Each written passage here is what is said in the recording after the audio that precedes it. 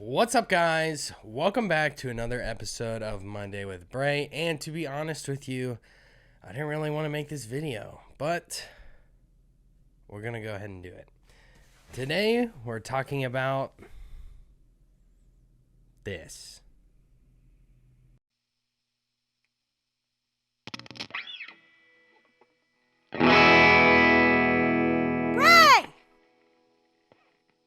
Alright guys, here we are, top down. If you don't know, this is the JHS number 75 throwback preamp. Open up the box. We have the pedal itself. Nice. Warranty info. We have this nice little pamphlet, which I will probably be reading. Get into the box. Instead of the red paper, we have brown paper. That's super cool. Of course, we got the sticker, and then JHS gravity pick, and a little pen, of course. All right. If you don't know,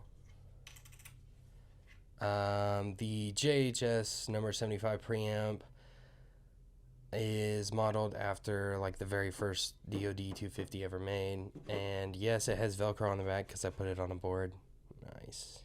So many think, I'm not going to go into like extreme detail, but a bunch of people think that the very first DoD 250 was like a gray box. So like they do the gray spec DoD, that's like the most sought after, but actually there was a DoD Overdrive preamp. It never said 250, but this was actually the very first 250 ever made.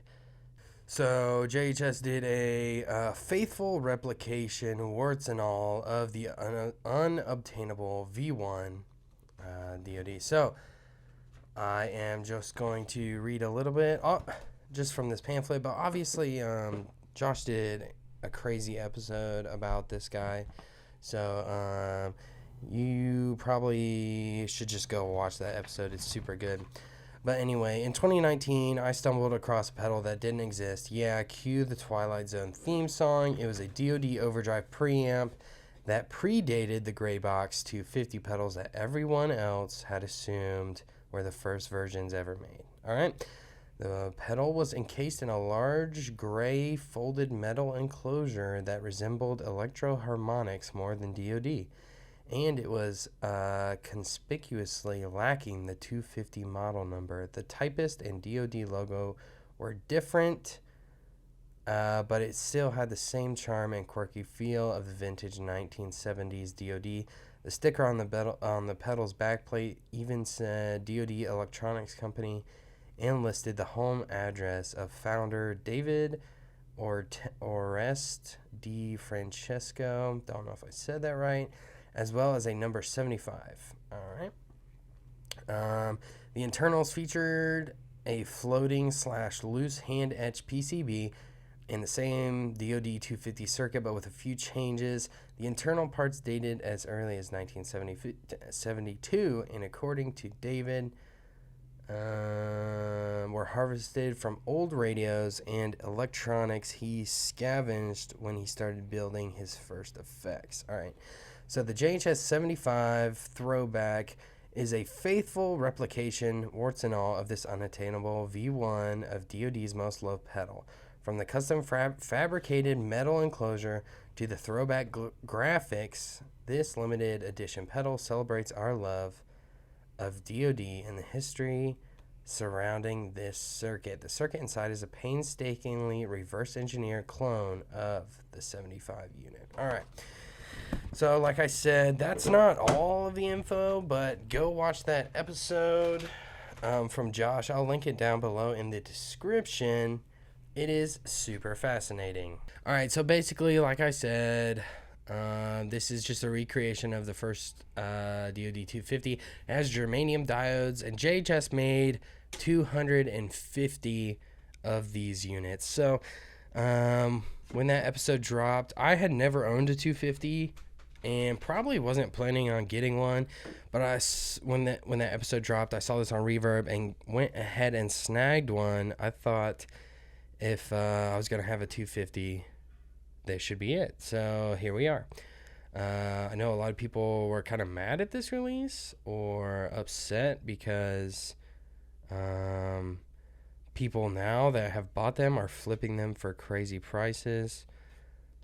And, you know, some people are upset with Josh at the show when he, you know, recommends pedals and the prices of them skyrocket. But honestly, I do not care.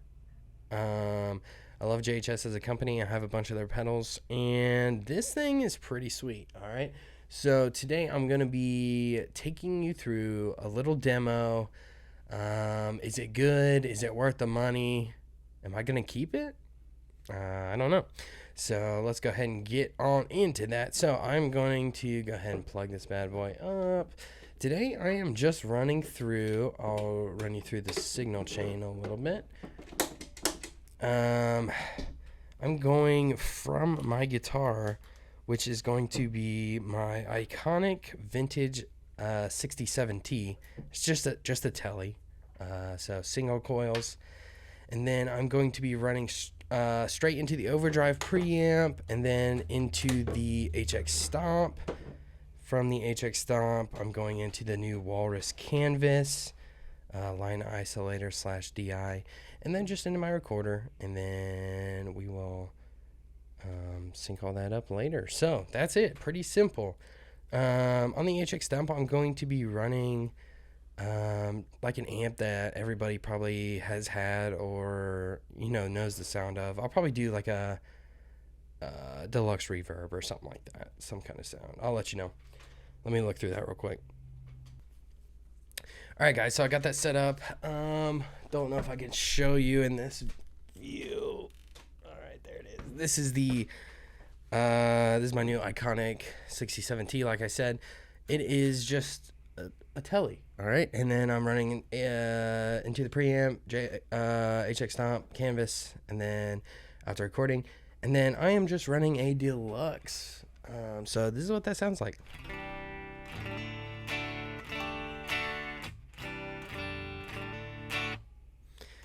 All right, so that's my clean tone. Then I am using the JHS gravity pick that was in there. Cool. All right, so let's go ahead and just jump straight into this. I'll do a couple different sounds, and then we will talk about it, right? So first, I am going to keep the gain around 1 or 2, and then bump the volume up to 8. I'll probably have to go more than that. In Josh's video, he tells about the original unit. It has not a great volume pot, so we might even lose a little bit of volume. So let's see.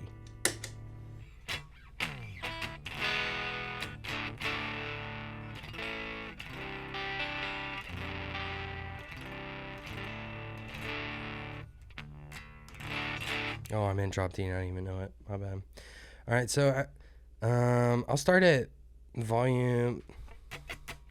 I got the gain all the way down. We'll start the volume at 2. Here's like 12 o'clock. 8 or 9. And then all the way up.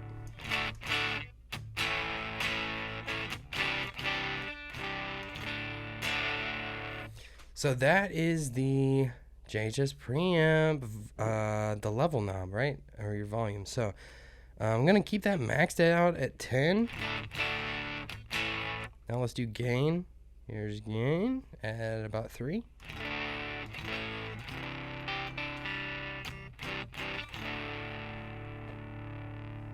Noon.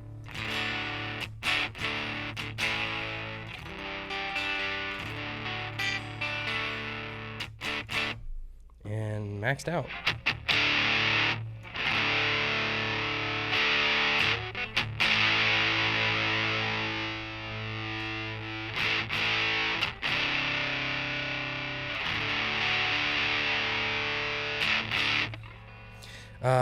That was all on the bridge pickup, by the way, or I'm sorry, the neck pickup. Let's switch over to the bridge.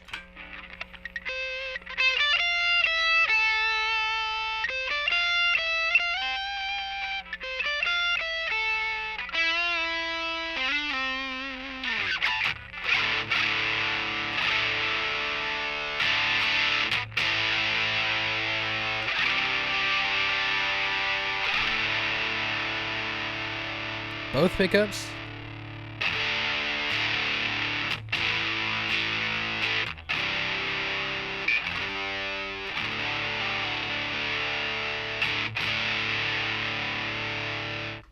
All right, so sounds like a 250 to me, right? So the only thing I would say is, just like Josh says, the volume pot is not like super usable. Like I would keep it either maxed out or not at all, right? So here's 12. So here's my clean. So at noon, it doesn't really, you don't get a volume boost. It's just coloring your sound all the way up.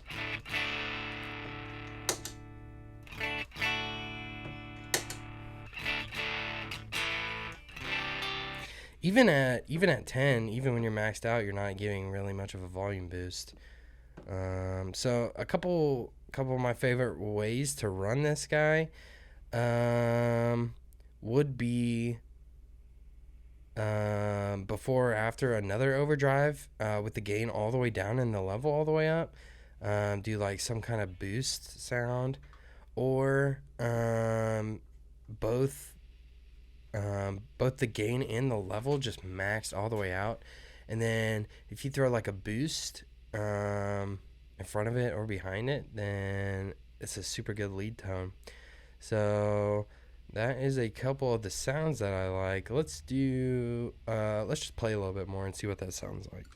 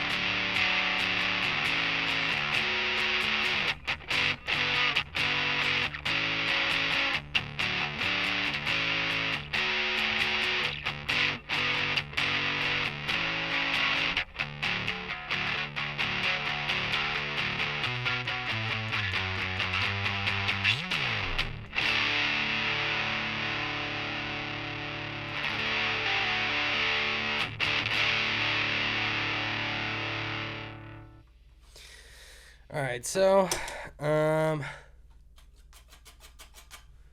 ahead and wrap this bad boy up. So, like I said, I was a little hesitant about making this because I know there might be some controversy about JHS and stuff like this, but I'm a fan. Super cool. I think it's super cool of them to be able to bring something like this that is unobtainable for everyone like you and me, and just bring it into the market, and then just pick one up. I've seen stuff where it's like, oh my gosh, Josh, how come you only made 250 of them? Whatever. When I was on Reverb, I picked mine up, and they did not sell out in like 30 seconds. They were on there for probably an hour or two before they all completely sold out. So whatever. Let's go ahead and just go into the summary of what I think about this pedal. Is it good? Yeah, I think it's good. It's a 250. I'm glad that I picked it up. Like I said, I've never owned a 250 or really had the desire to pick one up, but it's a cool sound. I don't know if I would use this all the time as one of my drives, but it's definitely a cool tool to have. Question number 2, can you put it on a board? I would say yes.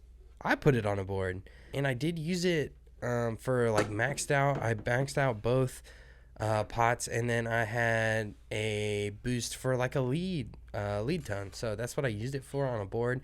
I don't think I'll ever put it back on a board. I thought it was just funny, so I just did it. Are you keeping it, or should you sell it and make some money in the market? Me personally, I'll probably keep it. It's just a cool, like I said, it's a cool tool to have, It's just a cool thing in my collection to have around. So I am planning on keeping it. So that is the JHS 75 preamp. Like I said, go check out Josh's video. I will link it below. It's a super info-friendly episode, and it just get your notebook and write some notes. You'll definitely need it. So don't forget to check out our Instagram. All right, go over there. It's at Monday with Bray. There's a lot of announcements and just little sneak peeks of stuff that happens on the show. So go over there and follow. Give us a like and comment and stuff over there. If you liked this episode and stuck through it with me, I appreciate it so much.